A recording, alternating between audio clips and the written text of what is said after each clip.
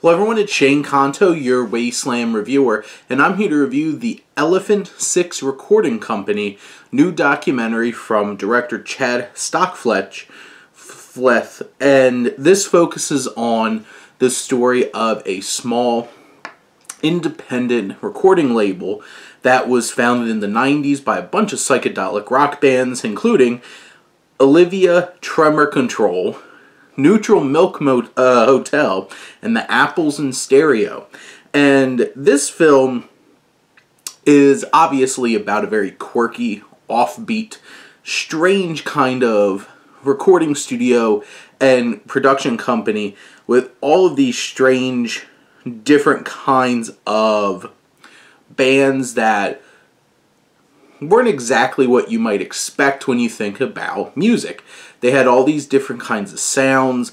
Just watching this documentary and listening to some of the music really shows you it's like, there's a lot of things you could do with music.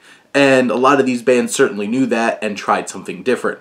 And in terms of like an actual storytelling perspective, this documentary is something that feels very by the numbers in terms of, from a presentation perspective. Structurally, it's interviews, it's music clips, it's what you expect from a rock doc. Now, you do get a little bit more personality because the people you're talking to have very interesting personalities.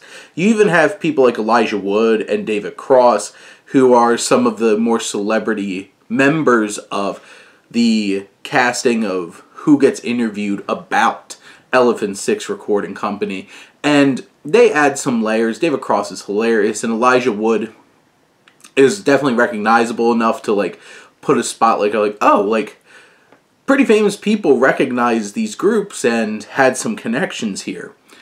It does feel pretty by the numbers, and it does feel more of like fluidly going between this band and this band and this band and this band, and giving like little blurbs about each of these different bands instead of telling a more cohesive big story.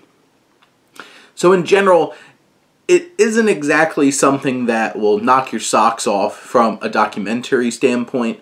It is a very interesting gaze into more of like an underground era and positioning of music in the 90s. So that's fresh, it's different, it's quirky, it's weird, and at least the music and the people bring that to the film, even if, say, the filmmakers don't really lean into this kind of weirdness and offer something a little bit different from a directorial standpoint.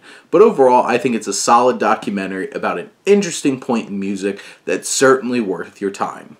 But those are my thoughts on the Elephant 6 Recording Company. Let me know what you think, and let's talk some movies. But thank you as always for tuning in and supporting your Wasteland reviewer.